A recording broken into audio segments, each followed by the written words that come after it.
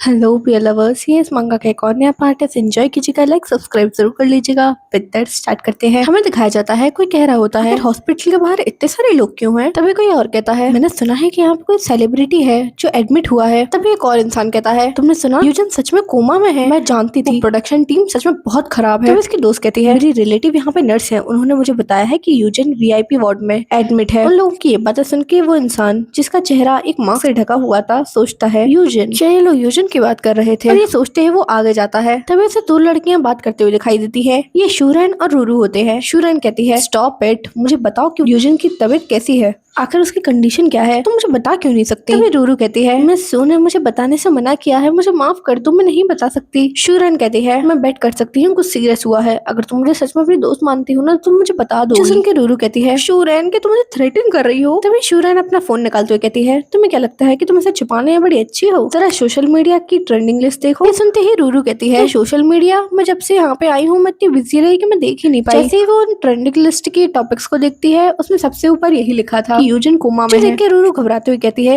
ये आखिर ये न्यूज कैसे तेजी फैल जाती है, और वो विला वो जरूर टूट गया है लेकिन वो कोलैप्स नहीं हुआ है, मैं सच कह रही हूँ। शूरन कहती है तुम लोग मुझसे और मीडिया और फैंस से ये सारी चीजें छुपा सकते हो, लेकिन तुम लोग को जल्दी ही एक एक्सप्लेनेशन भी देनी होगी। मैं नहीं चाहती कि व्यूअर्स की रेटिंग पे इफेक्ट पड़े इससे। रूरू उस लिस्ट को देखते हुए कहती है देखो मैं इसमें कुछ नहीं कर सकती, जब तक यूजन को होश नहीं आ जाता तब तक। वो ये बातें कर ही रहे होते हैं कि तभी किसी का हाथ पीछे से आता है और शूरन को पकड़ लेता है, जिससे वो डर जाती है और कहती है आखिर तुम हो कौन। वो इंसान कहता है देखो देखो डरो मत, तुम यूजन की बात कर रही थी ना तो तुम जरूर नियान को भी जानती होगी। अच्छू मुझे माफ करना, लगता है यहाँ पे कहीं कैट फर है, मुझे एक्चुअली एलर्जी है उनसे। उसे देख के शूरन कंफ्यूज हो जाती है। तभी वो इंसान अपना मास्क हटाते हुए कहता है मेरे पास वर्क पास है, और वो अपना पास दिखाते हुए कहता है मैं यूनियन का पर्सनल असिस्टेंट हूँ, क्या तुम मुझे उस तक लेके जा सकती हो। तभी हमें हॉस्पिटल के अंदर का सीन दिखाया जाता है जहाँ हॉस्पिटल में मिस सू नियान से कह रही होती है नियान तुम अभी अभी ठीक हुए हो और तुम अभी से यहाँ पे आ गए उसे देखने के लिए। नियान कहता है मिस सू एक पूरा हफ्ता बीत चुका है जब से हम वहाँ से वापस आए हैं, लेकिन आखिर यूजन अभी तक उठा क्यों नहीं है। मिस सू से बताती है देखो मेरे डॉक्टर से बात हुई है, उन्होंने कहा है कि उसकी बैक इंजरी बहुत ज्यादा ही डीप है जिस वजह से उसकी बैक को बहुत ज्यादा डैमेज हुआ है और उसे ठीक होने में टाइम लगेगा। डॉक्टर्स मेरे वुल्फ डॉक्टर्स हैं, मेरी फैमिली की ट्रस्टेड, वो स्किल्ड है, मेरी बात मानो। और सिल्वर एलिमेंट को किसी की भी बॉडी से निकालना थोड़ा टाइम कंज्यूमिंग होता है तो उसे टाइम लगेगा। और मन में कहती है तुम्हारा टाइम हो चुका है उठने का, तो अब उठ जाओ, नियान को ऐसे मत परेशान करो। लेकिन तभी सारी मशीन्स एकदम से आवाज करने लगती हैं और यूजन की कंडीशन एकदम से खराब होने लगती है। मिस सू ये देख के पैनिक होती हुई कहती है जिसकी हालत ठीक नहीं लग रही, मैं डॉक्टर को बुलाने चाहती हूँ, ठीक है नियान। नियान उसका हाथ पकड़ लेता है और कहता है मिस सू डॉक्टर को मत बुलाइए प्लीज, मुझे ट्राई करने दीजिए, मैं एक रोनी हूँ, मेरा ब्लड यूजन को बचा सकता है। लेकिन मिस सू से मना कर देती है और कहती है नहीं यूजन भी इस चीज को कभी अलाउ नहीं करेगा। और तुम्हें क्या लगता है ये यू फैमिली के एक्सपेरिमेंट से क्या कुछ कम है, इसलिए यही रुको, मैं डॉक्टर को बुला के लेके आती हूँ। उसके जाते ही नियान सोचता है ये अलग है, यूजन के लिए मैं कोई टेस्ट सब्जेक्ट नहीं हूँ, मैं उसका क्योर हूँ और उससे भी ज्यादा मैं उसका ओमेगा हूँ। ये सोचते हुए नियान यूजन को देखता है और अपने हाथ को किसी चीज से काट लेता है और अपना ब्लड यूजन को पिलाते हुए सोचता है यूजन अब उठ भी जाओ, मुझे यूं ना सताओ, हमें कितनी सारी चीजें साथ करनी थी यूजन, प्लीज उठ जाओ, डोंट यू से कि तुम मुझे प्रोटेक्ट करोगे, तुम्हें पता है मैं तुम्हारा कितने दिनों से इंतजार कर रहा हूँ, क्या तुम अभी भी मुझे देख के उठना नहीं चाहते, तुम सच में चाहते हो कि मैं ऐसे ही मिजरेबल लाइफ जीऊं तुम्हारे बिना। तभी वहाँ मिस सू आ जाती हैं और चिल्लाते हुए कहती हैं मैं डॉक्टर को लेके आ गई। लेकिन जैसे ही वो अंदर जाती है अंदर का नजारा अलग ही होता है कि यूजन और यूनियन के आसपास बहुत सारे फ्लावर्स होते हैं और ये थी पावर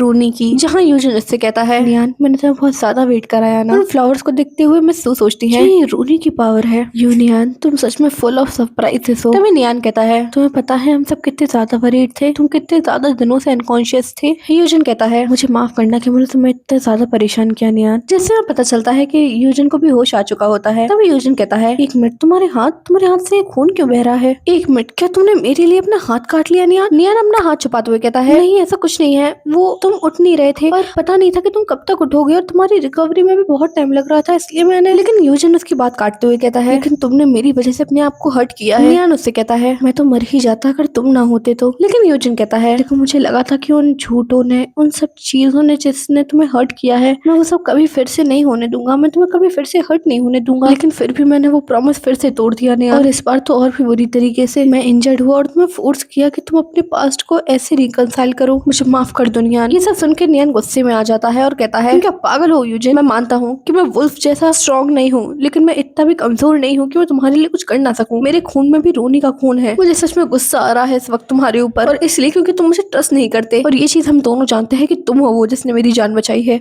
इसलिए अभी बकवास करना बंद करो, जल्दी ठीक हो जाओ। हमें तैंगली को भी ठीक करना है और तैंगली को भी लेने जाना है। मैं सून ऐसे देखते हुए हंसते हुए सोचती है, हाँ, प्यार सच में कुछ ना कुछ करा ही देता है। लेकिन तभी नियान उसका कॉलर छोड़ते हुए कहता है, बिसाइड अगर तुम मुझे चाहो भी बचाना, प्लीज मुझसे पहले अपनी लाइफ को थोड़ा तो चेरिश करने की कोशिश करना, समझ आया? ये कहते ही यूजन नियान को अपनी तरफ खींच लेता है और उसे हक करते हुए कहता है, मुझे माफ कर दो, मैं आगे से ऐसा नहीं करूंगा, बस गुस्सा मत करो। और उसे किस कर लेता है। नियान कहता है, तुम सच में बहुत बुरे हो। यूजन कहता है, हाँ मैं जानता हूँ कि मैं बहुत बुरा हूँ। तभी कोई अंदर आते हुए कहता है, आखिर तुम लोग कर क्या रहे हो? मैं उस इंसान को रोकने की कोशिश करती है, लेकिन वो इंसान सुनता ही नहीं। और अंदर जाते हुए कहता है, बिग ब्रदर नियान, आखिर आप लोग क्या कर रहे हैं? जो देख के नियान बहुत ज्यादा ही ब्लश करने लगता है, क्योंकि ये उसका छोटा भाई था। और पैनिक होते सोचता है, प्लीज हेल्प मी, मुझे बताओ मैं क्या करूँ अगर मेरी फैमिली को कोई मेंबर आ जाए और मैं किस कर रहा हूँ किसी को। थोड़ी देर बाद का सीन दिखाया जाता है, जहाँ वो इंसान कह रहा होता है, ओ अच्छा, आप और यूजन कितने ज्यादा सीरियस एक्टर हैं। आप लोग अपनी रिहर्सल अभी भी कर रहे हैं इवन आफ्टर वो इल है। जैसी आपसे उम्मीद थी बड़े भाई। इसमें कोई शक नहीं कि आपका म्यूजिक करियर इस साल कितना ज्यादा बड़ा है। उसे इतना डम देख के नियान अपने आंसू नहीं रोक पाता और सोचता है, मेरे भाई तुम कितने ज्यादा डम हो, लेकिन फिर भी ये मेरा बिलव्ड भाई है। रूरू उसके कान में कहती है, नियान के सच में ठीक है, मतलब तुम्हारा भाई सच में इसके लिए फेल कर गया? नियान कहता है, वो बस देखने में डैशिंग लगता है, लेकिन छोटे से ही उसकी आदत है, वो चीजों को समझ नहीं पाता। एनीवेज सुई, हमारे पेरेंट्स ने डिसाइड किया था ना कि तुम इस साल सिविल सर्विसेज एग्जाम के लिए बैठोगे। क्या तुम अभी तक एम्प्लॉयड नहीं हुए हो? सुई कहता है, वो मैं घर से भाग गया था। मैंने उन्हें बताया कि मैं अपनी ड्रीम को परस्यू करना चाहता हूँ, मैं एक म्यूजिशियन बनना चाहता हूँ आपकी तरह। सुन के नियान शॉक हो जाता है और कहता है, क्या तुम घर से भाग गए? सुई बड़े ही प्राउडली बोलता है, देखिए मैं ग्रेजुएट भी हूँ, तो आपको नहीं लगता कि मुझे मेरी लाइफ खुद जीने का हक है? इसलिए मैं अपनी लाइफ की जर्नी स्टार्ट करना चाहता हूँ आपके पर्सनल असिस्टेंट की तरह। अब से मैं आपकी ही छत्र छाया में रहूंगा मेरे भाई। जहाँ नियान सोच रहा होता है, प्लीज मुझे माफ कर दो और मुझे बख्श दो प्लीज। वहीं दूसरी तरफ हाफ मून की रात में कुछ चिल्ला रहा होता है, मुझे बचाइए यंग मास्टर, मेरी मदद कीजिए यंग मास्टर, प्लीज मुझे बचाइए, please save me young master. ये बोलते बोलते उस इंसान की मौत हो जाती है, जो देख के बीवर कहता है, व्हाट द,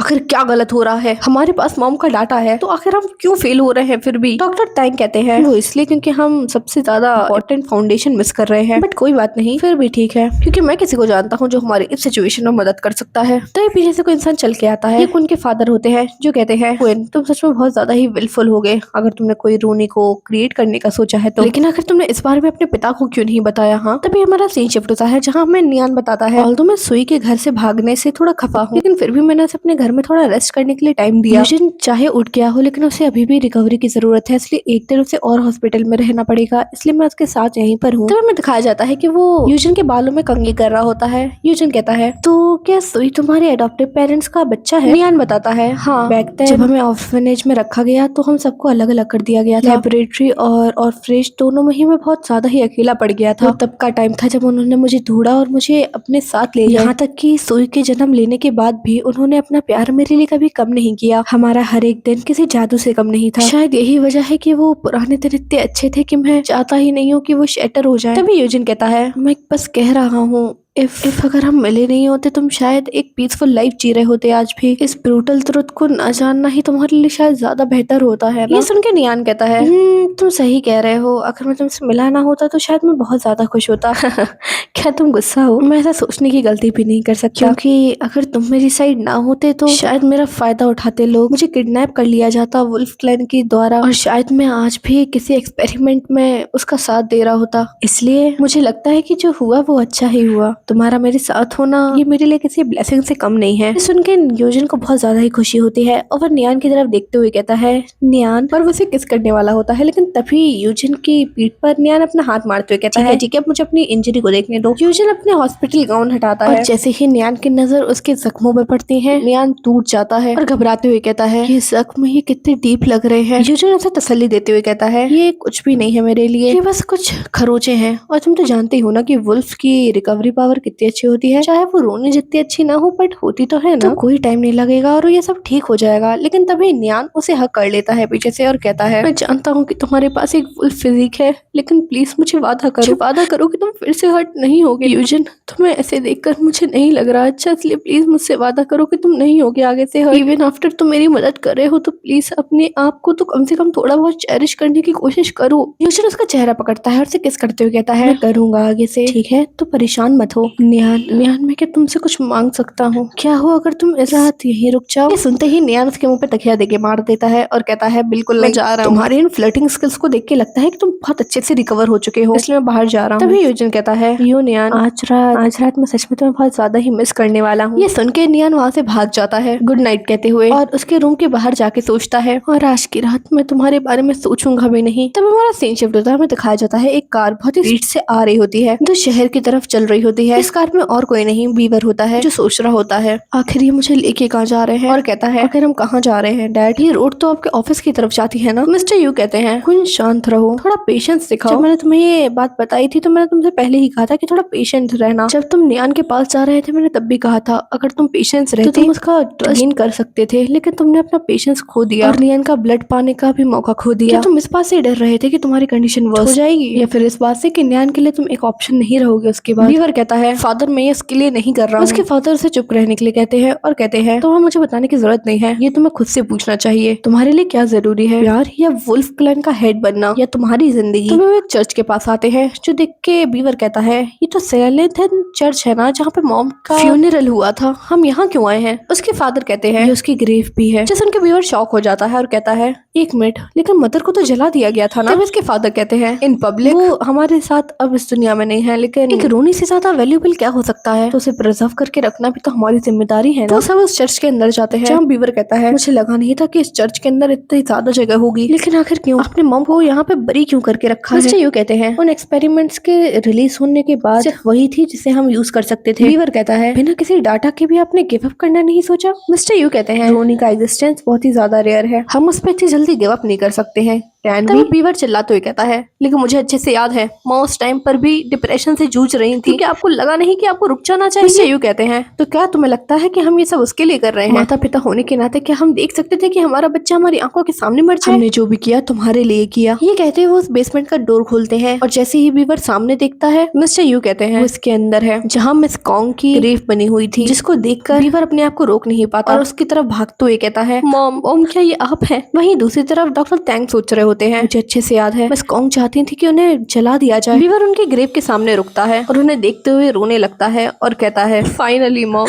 आखिरकार इतने टाइम बाद मुझे आपको वापस देखने का मौका मिल ही गया। और उस ग्रेव के अंदर मिस कॉन्ग की बॉडी रखी होती है। मिस्टर यू पीछे से कहते हैं मेरे प्यारे बच्चे तुमने जरूर इसे बहुत ज्यादा याद किया होगा और इससे मिलने की इच्छा रखी होगी है ना? अब तुम्हारे पास सब कुछ है, तुम्हारी मॉम का खून भी और उसका डाटा भी। अब तुम उससे भी ज्यादा परफेक्ट रोनी क्रिएट कर सकते हो, उससे भी ज्यादा हम एक मेडिसिन बना सकते हैं जो उन लोगों को श्योर करेगी जो डेथ थ्रोन से जूझ रहे हैं। तुम्हें बचाने के लिए तो ये नहीं हो सकता ना, हम सबको बचाएंगे जो भी इन सब चीजों से जूझ रहे हैं, है ना? आखिर तुम अभी भी हेजिटेट क्यों कर रहे हो मेरे बच्चे? हम डॉक्टर टैंग से भी कंसल्ट कर सकते हैं, वो तुम्हारी माँ का स्टूडेंट रहा है। डॉक्टर टैंग सही हूँ है ना? डॉक्टर टैंग परेशान होते हुए कहते हैं हेड सही कह रहे हैं, उनके ब्लड से हम तुम्हारे लिए न्यू रोनी क्रिएट कर सकते हैं। जो सुन के मिस्टर यू कहते हैं तुम्हारे मॉम के बहुत ही ज्यादा ट्रस्टेड डॉक्टर ने भी ये कह दिया है एज लॉन्ग एज हम एक रोनी को क्रिएट कर सके डेथ थ्रोन अब हमारे लिए कोई खतरा नहीं है। यूनियन इसके आगे कुछ भी नहीं। यूनियन का नाम सुनते ही बीवर फिर से उन ख्यालों में चला जाता है और सोचता है आखिर कैसे मेरे जैसा इंसान जो इस बात पे आ गया है तुम्हारे साथ खड़ा रह सकता है नियान? और वो अपने पिता से कहता है जैसा आप चाहेंगे मैं वैसा ही करूंगा, एक्सपेरिमेंट्स जितनी जल्दी हो सके उतनी जल्दी करिए। लेकिन डॉक्टर टैंग कुछ और ही सोच रहे होते हैं और सोचते हैं तो इस आदमी ने उन्हें यहाँ पे छुपा के रखा था, क्या वो सच में एक रोने को क्रिएट करना चाहता है? या फिर से मैडम कॉन्ग और अपनी बात याद आती है जहाँ मैडम कॉन्ग ने कहा था टैंग मेरे पास ज्यादा टाइम नहीं है अब, लेकिन क्वीन मैं उसे अभी भी बचा नहीं पाई हूँ। डॉक्टर टैंग कहते हैं मैडम बकवास मत कीजिए, आप ये कैसी बात कर रही हैं? वुल्फ की फिजिक्स बहुत अच्छी होती है और आप तो एक रोनी है, जल्दी ही और ज्यादा बेहतर हो जाएंगे। तभी मिस कॉन्ग कहते हैं तुम सच में कितने नेव हो, मुझे बस एक वादा करो तुम यू को मार दोगे और यहाँ से कुन को लेके इतनी दूर चले जाओगे जहाँ पे उसकी परछाई भी ना मिले। जो सोच के टैंक सोचता है तो मैडम आपने तभी अपना फैसला कर लिया था। वहीं दूसरी तरफ नियन का वॉलेट नीचे गिरता है, उसे उठाने के लिए नीचे झुकता है लेकिन तभी उसमें उसे वो पेपर फोल्डर दिखता है, वो फ्लावर जो क्वीन ने उसे फोल्ड करके दिए थे। लेकिन तभी यूजन से कान के पास आते हुए कहता है तुम क्या देख रहे हो? हाँ, उसे ऐसे अपने पास देख के नियन डर जाता है। यूजन कहता है मैंने तुम्हें डरा दिया? नियन कहता है मुझे ऐसे परेशान करना बंद करो। यूजन कहता है अच्छा ठीक है मैंने पैकिंग करना खत्म कर लिया है, चलो अब टाइम आ गया है कि मैं इस हॉस्पिटल को गुड बाय कह दूं। नियान चलो अब टाइम आ गया है कि हम अपने उन डिप्रेसिंग डेज को भी गुड बाय कह दें। जो देख के नियान कहता है हाँ तुम ठीक कह रहे हो, चलते हैं। तभी हमारा सीन शिफ्ट होता है, हमें दिखाया जाता है कि रात के टाइम के पिता कह रहे होते हैं फैब्युलस सारी तैयारी हो चुकी है, टैंक जल्दी करो। लेकिन तभी डॉक्टर टैंक कहते हैं सर यू मैं जानता हूँ कि हमारे पास सारी चीजें हैं और मैडम का का ब्लड भी यूज कर सकते हैं, लेकिन ह्यूमन ऑर्गन्स अपने आप ही डिस्पोज होने लगते हैं जैसे ही वो मर जाते हैं। और ये केस सिर्फ ह्यूमंस के साथ नहीं, वुल्फ्स के साथ भी होता है, चाहे हमने उन कॉर्प्स को फ्रोज करके क्यों ना रखा हो। इसलिए अगर हम सक्सेसफुल हो भी जाते हैं मैडम का ब्लड लेने में, उनकी बॉडी उसकी बात पूरी करने से पहले ही मिस्टर यू उसका कॉलर पकड़ते हुए कहते हैं, हमारा मेन गोल है एक नई रूनी को जन्म देना और डेथ थ्रोन को खत्म कर देना। यही एक चीज है जिससे हम उसकी मौत को ऑनर कर सकते हैं। हमारे एक्सक्यूजेस अब मुझे देना बंद करो। ये कहते हुए उसके खुद के चेहरे पे डेथ थ्रोन्स अपीयर होने लगते हैं, जो देख के डॉक्टर तैंग भी शॉक हो जाते हैं। तभी मिस्टर यू उसे एक साइड फेंक देते हैं। क्विन डॉक्टर तैंग की मदद करते हुए कहता है, क्या आप ठीक है? लेकिन मिस्टर यू वहाँ से जाते हुए कहते हैं, बाकी सारी चीजें बाकी लोग संभाल लेंगे, तुम दोनों जल्दी करो। जो देख के बीवर सोचता है, फादर आखिर आप क्या करने की कोशिश कर रहे हैं? जहाँ एक तरफ ये सारी टेंशन चल रही होती है, वहीं दूसरी तरफ सरप्राइजेस पार्टी चल रही होती है। शीन नियान से कहती है, कांग्रेचुलेशंस नियान। नियान कहता है, आखिर ये क्या बात है, क्या हो रहा है यहाँ पर? शीन उसे बताती है, हमारे शो का टीजर ऑलरेडी आउट हो चुका है। तभी अंदर सुई भी आ जाता है, लेकिन शीन कह रही होती है, ओ मेरे नियान नियान, तुमने इतना अच्छा किया है उस शो पे कि हमारे इस शो की रेटिंग हाई से हाई जाती जा रही है और कमेंट भी फ्लडिंग आते जा रहे हैं। नियान कहता है, अरे शीन तुम इतना ज्यादा एक्सैक्चुरेट करके क्यों बता रही हो मुझे? तभी शीन उसे फोन दिखाते हुए कहती है, देखो तुम खुद ही देख लो। नियान उन मैसेजेस को पढ़ता है जिसमें लिखा था, ओ माय गॉड मेरा नियान देखो, डार्लिंग नियान कितना अच्छा लग रहा है वाटर पे चलता हुआ। वही बाकी मैसेजेस में लिखा था, उसकी क्रॉस ड्रेसिंग के शॉट में चाहती हूँ कि पूरे मिले हमारे दो कपल्स। ओ माय गॉड कितने अच्छे लग रहे हैं। नियान ये सारी मैसेज पढ़ रहा होता है, वहीं शीन सुई के पास जाते हुए कहती है, यंग मैन हमारा नियान बहुत जल्दी ही ग्रो कर रहा है, लेकिन तुम पीछे नहीं छूट सकते, समझ आया? मुझे तुम्हारे टैलेंट पे कॉन्फिडेंस है। जहाँ सुई कहता है, आप चिंता मत कीजिए, मैं अपना बेस्ट दूंगा। तभी नियान के फोन पे किसी का फोन आता है, ये उसकी मॉम का कॉल होता है। जहाँ कॉल उठाते ही उसकी मॉम कहती है, नियान नियान क्या सुई तुम्हारे साथ है? सुई उससे कहता है, प्लीज बोल दो कि मैं यहाँ नहीं हूँ। लेकिन नियान बात करने के लिए बाहर चला जाता है और कहता है, वो मेरे साथ यहाँ पे कुछ मदद कर रहा है, आप मुझसे बात कर लीजिए। और सुई वहीं परेशान हो रहा होता है। वहीं दूसरी तरफ उसकी मॉम उससे कह रही होती है, क्या तुम्हें सुई परेशान कर रहा है? उसने सिविल सर्विस का एग्जाम क्विट कर दिया और कहा कि वो अपने ड्रीम को अचीव करना चाहता है तुम्हारी तरह। मैं और तुम्हारे डैड सच में बहुत ज्यादा ही परेशान है उसे लेके। हमने कभी तुम्हें नहीं रोका म्यूजिक के लिए, तुम्हारी पढ़ाई को लेके उसने क्यों नहीं बताया अगर उसे करना था तो। और जबकि वो आज ग्रेजुएट हो चुका है, वो अब मुझसे ये कह रहा है कि उसे म्यूजिक के लिए पैशन है। नियान अपनी मॉम को शांत करते हुए कहता है, मॉम शांत हो जाइए, देखिए सुई कोई बच्चा नहीं रहा, हमारे लिए वो हमेशा एक ओबिडिएंट चल रहा है, जिस वजह से शायद वो कभी अपने ख्वाब हमें बता ही नहीं पाया। शायद वो अपनी चॉइस को लेके थोड़ा डरा हुआ था, शायद इसलिए उसने नहीं कहा कुछ। आप चिंता मत कीजिए, उसकी ट्रू फीलिंग्स मैं अनकवर कर लूंगा। और सच बताऊं मॉम, तो मैं भी चाहता हूँ कि मैं सुई की सिंगिंग सुनूं। तभी सुई भागते हुए आता है और कहता है, हे बिग ब्रदर, आखिर मॉम ने क्या कहा? तभी नियान कहता है, क्या तुम्हें डर नहीं लगता कि मॉम तुम्हें डांटेंगी? सुई कहता है, मुझे लगता है, लेकिन तभी नियान कहता है, ओह गॉड, अगर तुम सच में सिंग करना चाहते हो तो अपनी पूरी एनर्जी उसमें लगाओ, समझ आया? और जहाँ तक रही मॉम की बात, तो वो तुमसे अपसेट नहीं है, वो बस थोड़ी सी परेशान है कि तुमने ये पहले क्यों नहीं बताया उन्हें। ये सुन के सुई उसका हाथ पकड़ता है और कहता है, आज रात मेरी एक सिंगिंग किंग है, अगर आप लोग आएंगे तो मुझे बहुत अच्छा लगेगा। मैं चाहता हूँ कि आप देखें कि मैं कितना सीरियस हूँ उस चीज को लेके। और वो उसके कुछ ज्यादा ही करीब होता है। तभी किसी की आवाज आती है, कौन सी सिंगिंग है, मुझे भी साथ में लेके चलो। और ये वॉइस और किसी की नहीं, जिनकी होती है, जो उन्हें अलग करते हुए कहता है, मैं भी सुई के फ्यूचर को लेके थोड़ा परेशान हूँ, है ना? आफ्टर ऑल हम तो फ्यूचर में मिलने ही वाले हैं। मैंने सही कहा ना मेरे छोटे भाई? जो देख के सुई को भी फील हो जाता है कि वो बहुत ज्यादा ही जेलसी से भर चुका है। तभी हमें रात का सीन दिखाया जाता है, जहाँ सुई एक बार में परफॉर्म करने वाला होता है जिसका नाम था परफॉर्म। ये सिटी जेड का वन ऑफ द पॉपुलर बार है और यहाँ की सर्विस और सिंगर्स पूरे शहर में मशहूर है। इस जगह अंदर जाते ही ऐसा लगता है कि हम किसी दूसरी ही दुनिया में आ गए हों। जहाँ रूरू कह रही होती है, वाओ, मैंने सुना है कि यहाँ पे ना सेलिब्रिटीज आते रहते हैं और बिना किसी इन्विटेशन के अगर आपको यहाँ पे जाना है तो आपको वीक्स से पहले ही यहाँ पे रिजर्वेशन करनी पड़ती है। मुझे लगा नहीं था कि नियान को टिकट से जल्दी मिल जाएंगी। जहाँ यूजन को गुस्सा आ रहा होता है, वो कहता है, आखिर ये लड़की यहाँ क्या कर रही है? नियान उसे शांत करते हुए कहता है, देखो रूरू हमसे बहुत टाइम से नहीं मिली है, इसलिए वो बहुत ज्यादा ही डिटरमाइंड थी कि वो हमारे साथ इस परफॉर्मेंस में आए। हम लोग कितना बिजी रहते हैं हमेशा, तुम्हें तो खुश होना चाहिए ना कि हम थोड़ा फन करने आए बाहर, तो जेलस होना बंद करो। यूजन कहता है,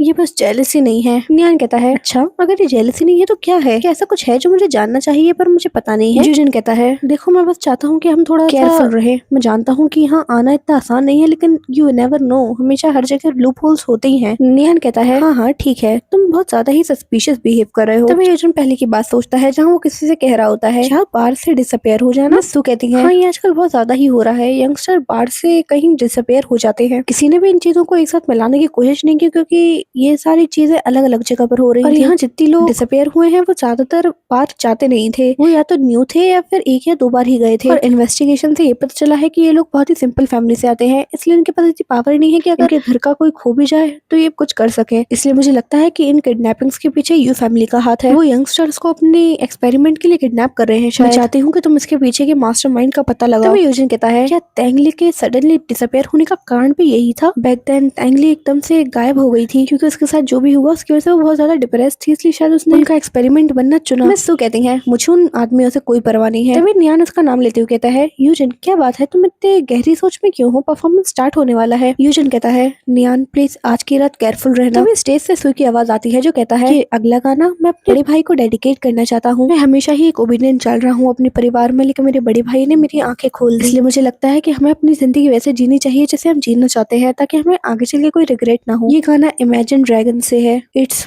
टाइम। सुई का गाना सुनते हुए नियान सोचता है सुई कितने जल्दी बड़ा हो चुका है। सुई का गाना सुन के वहाँ के सारे लोग मेस्मराइज्ड हो जाते हैं, पर सच में ये गाना उसके भाई के लिए था, क्योंकि ना तो वो अपने भाई को कभी छोड़ना चाहता है, ना ही उसके साथ को। जब भी वो आंखें खोले उसे उसका भाई अपने सामने चाहिए सबसे पहले। उसका गाना सुन के रूरू सोचती है मार्वेलस, सुई से अपना मुंह नहीं चला रहा था, वो सच में बहुत अच्छा गाता है। वहीं दूसरी तरफ नियान से यूजिन कहता है तो क्या अभी भी तुम सुई के लिए वरीड हो इवन आफ्टर उसकी आवाज सुनने के बाद? नियान कहता है नहीं, मुझे लगता है कि चाहे ही म्यूजिक इंडस्ट्री कितनी ही कॉम्पिटिटिव क्यों ना हो, लेकिन सुई अपना ग्राउंड होल्ड कर सकता है। Besides, जरूरी नहीं है कि वो फेम में बिल्कुल डूब जाए। आफ्टर ऑल वो कर रहा है जो उसे पसंद है। पैशन ऐसा ही तो होता है, जब हम उस जगह खड़े होते हैं जहाँ हम होना चाहते हैं तो हर चीज छोटी लगती है। कौन उस ग्लोरी को छोड़ना चाहेगा जो स्टेज पे मिलती है? बाय द वे हमने भी तो शेयर किया है ना स्टेज कितनी बार, लेकिन मैंने तुम्हें कभी भी ऐसे वेन्यू पे परफॉर्म करते हुए नहीं देखा। मैं सच में तुम्हें ऐसे परफॉर्म करते देखना चाहता हूँ। यूजिन कहता है कि तुम सच में ये चाहते हो? उसे हाँ कहता है। यूजिन उठते हुए कहता है ठीक है तो फिर मेरा इंतजार करो, मेरे लिए कोई बड़ी बात नहीं है। कोई नियान के पीछे हंसता है और उसके पास आते हुए कहता है ये और कोई नहीं रूरू होती है, जो कहती है तो तुमने सीख ही लिया हाँ कि अपील कैसे करते हैं टेंशन के लिए। नियान कहता है तुम भी तो उसे सुनना चाहती हो ना? तो वे रूरू से कहीं ले जाते हुए कहती है मेरे साथ वॉशरूम चलो जब तक यूजिन अपनी ड्रेस चेंज कर रहा है। नियान उससे कहता है देखो हमें अपनी सीट छोड़ के नहीं जाना चाहिए, कोई तो होगा जो हमारी चीजों को संभाले। हमें दिखाया जाता है कि कोई इंसान कह रहा होता है हाँ ये कितने बेवकूफ लोग हैं, और वो एक ड्रिंक में कुछ मिला देता है और कहता है आशा करता हूँ कि तुम्हारी ये रात बहुत ही ज्यादा प्लीजेंट हो। तभी हमें दिखाया जाता है नियान कहता है जल्दी करो रूरू। रूरू कहती है आ रही हूँ। तभी सुई कहता है आप सबका बहुत बहुत शुक्रिया कि आपने इतना इंतजार किया, अब हमारे पास एक अनएक्सपेक्टेड गेस्ट है। अपना हाथ का इशारा करता है जहाँ उस अनएक्सपेक्टेड गेस्ट को देख के सब लोग बातें करने लगते हैं। एक मिनट ये तो यूजिन है। वहीं यूजिन आते हुए कहता है बॉनजोर एवरीवन, ये गाना मैंने अपने लवर को डेडिकेट किया है हॉरिजॉन्स। आज की रात मैं सिर्फ तुम्हारा हूँ और सिर्फ तुम्हारा। तभी रूरू कहती है फाइनली हम टाइम पे आ गए, लेकिन मैं बहुत ज्यादा थक चुकी हूँ, मुझे बहुत सारी ड्रिंक की जरूरत है। वो ड्रिंक पीने ही वाली होती है तभी नियान उसे कहता है रुक जाओ। रूरू कहती है क्या बात है नियान? नियान कहता है ये ड्रिंक नहीं कुछ नहीं। तभी यूजिन एक चुटकी बजाता है और अपना गाना चालू कर देता है। वो जिस तरह गा रहा होता है वो देख के रूरू सोचती है तो उस म्यूजिकल से है ना, वेस्ट साइड स्टोरी से। नियान कहता है ये one of my favourite compositions में से एक है और ये वही गाना है जिससे ग्रेजुएशन के बाद पहली बार उसने परफॉर्म किया था। तभी गाना गाते समय यूजिन अपने हाथ से रोशनी बनाता है जो वो आसमान की तरफ फेंकता है और आंखें बंद करके एक जादू करता है जो सिर्फ उसके नियान के लिए था। वो एक स्टार मैजिक होता है जिससे हर जगह स्टार ही स्टार दिख रहे होते हैं, जो देख के लोग एक्साइटेड हो जाते हैं और कहते हैं ऐसा लग रहा है जैसे आसमान से सितारे गिर रहे हो। क्या ये बोनस है जो बार ने हमारे लिए प्रिपेयर किया है? ये बिल्कुल फायर फ्लाइज जैसे लग रहे हैं। यूजिन क्या मैं आपके साथ एक फोटो ले सकती हूँ? कोई और कहता है गाइस हिलो मत, इस चीज को जल्दी से रिकॉर्ड कर लो। हाँ ये चीज बिल्कुल परफेक्ट है लाइव स्ट्रीम के लिए। सब कहते हुए सब लोग उसको फिल्म करने लगते हैं। तभी सुई कहता है मिस्टर यूजिन जल्दी यहाँ आइए, हमें यहाँ से निकलना होगा, मैं आपको बैक स्टेज ले जाता हूँ, वहाँ से बाहर निकल जाइएगा। तभी यूजिन कहता है लेकिन नियान और रूरू का क्या? सुई कहता है एक मिनट वो लोग तो पहले ही चले गए हैं ना? यूजिन गुस्सा करते हुए कहता है क्या बकवास कर रहे हो तुम, वो लोग वहीं तो बैठे हैं। लेकिन जैसे ही वो उस साइड देखता है वहाँ पे कोई नहीं होता और वो सोचता है आखिर लोग गए कहाँ। वहीं दूसरी तरफ पार्किंग लॉट में कोई कह रहा होता है मिस्टर चैंग क्या आपको आज की रात अच्छा हाउल मिला? चैंग कहता है और नहीं तो क्या, आज की रात मेरे हाथ में जैकपॉट लगा है जैकपॉट। तभी वो इंसान कहता है पिछली बार हायर को जो हमने बच्चे दिए थे वो उससे खुश नहीं हुए थे। तभी दूसरा इंसान कहता है मैं बेट कर सकता हूँ इस बार जो बच्चे हम उन्हें देंगे उससे वो इतने खुश हो जाएंगे कि हमें अच्छा रिवॉर्ड मिलेगा। देखो जरा उस तरफ वो दोनों ही सेलिब्रिटीज हैं। दूसरा इंसान कार के अंदर झांकते हुए कहता है ओ माय गॉड, ये आजकल के यंगस्टर्स भी ना, इन लोग को सोचना चाहिए कि बार के अंदर कितनी पीनी चाहिए या कितनी नहीं। तभी दूसरा इंसान कहता है अब ये हमारे हाथ में है, उनकी फेथ भी, जब उन्हें होश आएगा तब वो ये जान लेंगे कि उनकी जिंदगी अब हमारे हाथों में है। दूसरा इंसान उन्हें हाथ लगाने ही वाला होता है कि पहला इंसान उससे कहता है उन लोगों को छुओ मत, अच्छे गुड मिस्टर यू को ही जाते हैं डायरेक्ट। तभी दूसरा इंसान कहता है सही कह रहे हो, जैसे उन्हें हैंड ओवर कर देंगे हम वो दवाई उनसे ले लेंगे। पहला इंसान उसे हाँ कहता है। तभी कोई कहता है कौन सी मेडिसिन? वो किसी और की आवाज सुन के शॉक हो जाते हैं। ये और कोई नियान होता है जो कहता है अगर तुम किस बारे में बात कर रहे हो मुझे भी तो बताओ, और आखिर तुम लोग यू फैमिली से कैसे रिलेटेड हो? दूसरा वाला आदमी घबराते हुए कहता कहता है आखिर बच्चा कब उठ गया। तभी नियान कहता है हमने कभी उस ड्रिंक को पिया ही नहीं था। सब जानते हैं कि बार हमारी आंखों के सामने से 2 मिनट के लिए भी कोई चीज यहाँ से वहाँ हो तो उसे छूना नहीं चाहिए। तुम लोग इतनी खराब चीजें करने पर भी शर्म नहीं करते। तभी दूसरा इंसान कहता है तुम्हें क्या लगता है कि मैं तुम्हें मार नहीं सकता, मैं तुम्हें मारते मारते यहाँ से लेके जाऊंगा। तभी नियान कहता है ऐसा क्या, और वो अपना मैजिक करता है जिससे नेचर उन लोगों को साइड में फेंक देता है। उसका पहला साथी कहता है क्या तुम अभी से हार मान गए, और तुम बदमाश बच्चे, किस तरह का जादू है ये। तभी नियान कहता है अगर तुम यू फैमिली के लिए काम कर रहे हो तो तुम्हें ये कैसे नहीं पता, कुछ वुल्फ वायलेंस के भी पार होते हैं, समझ आया। और अगर तुमने मेरे सवालों का जवाब देने से मना कर दिया तो मैं तुम्हें इसका स्वाद जरूर चखाऊंगा कि मेरा जादू कितना और क्या काम कर सकता है। तो वो इंसान कहता है पागल बच्चे, लेकिन नियान अपना जादू करता है, लेकिन उन नेचर के पौधों को वो इंसान चाकू से काट देता है और कहता है तुम्हें क्या लगता है कि मैं इस चीज को ऐसे ही जाने दूंगा, मुझे कोई मतलब नहीं है कि तुम कौन हो, लेकिन मैं तुम्हें यहाँ से जिंदा नहीं जाने देने वाला। नियान पीछे हटने लगता है। वो इंसान कहता है भागना बंद करो। तभी डेड एंड आ जाता है। नियान एक मैजिक करता है और उस मैजिक से उस इंसान को पकड़ लेता है और उनसे कहता है भाड़ में जाओ तुम लोग। आखिर उस यू फैमिली ने तुम लोग को क्या ऑफर किया है कि तुम लोग ऐसी चीजें करने पे उतारू। आखिर वो लड़कियां कहाँ हैं जिन्हें तुम लोगों ने किडनैप किया था। वो ये सब कह ही रहा होता है कि तभी वो इंसान अपने कपड़ों में से एक और चाकू निकालता है और कहता है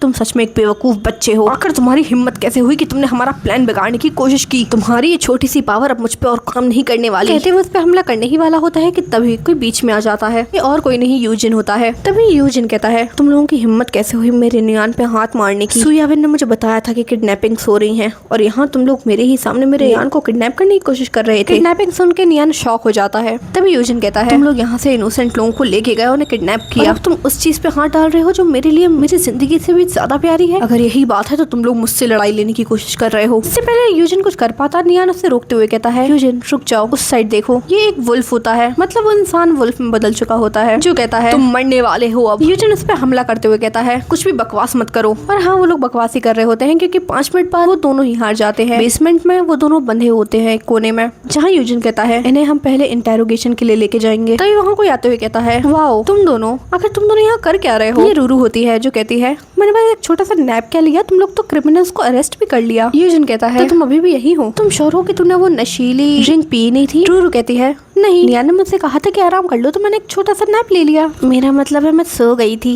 तभी यूजिन कहता है नियान आखिर क्या बात है, अगर तुम इतने चुप क्यों हो। और वो उसे छूने की कोशिश करने वाला होता है लेकिन नियान अपना हाथ उससे हटा देता है और कहता है यूजिन मुझे सच बताओ, अगर मैंने नोटिस नहीं किया होता तो तुम ये सब अपने आप ही करने की सोच रहे थे। और यहाँ हमें देख के पता चलता है कि नियान सच में बहुत गुस्से में है। अब यूजिन की तो वाट लगने वाली है, बट क्या होगा आगे वो तो हमें नेक्स्ट पार्ट में पता चलेगा। अभी लाइक सब्सक्राइब जरूर कर लेना और हाँ शेयर जरूर करना अपने दोस्तों के साथ भी, उन्हें भी तो थोड़ा मजा मिलना चाहिए ना। With that bye bye.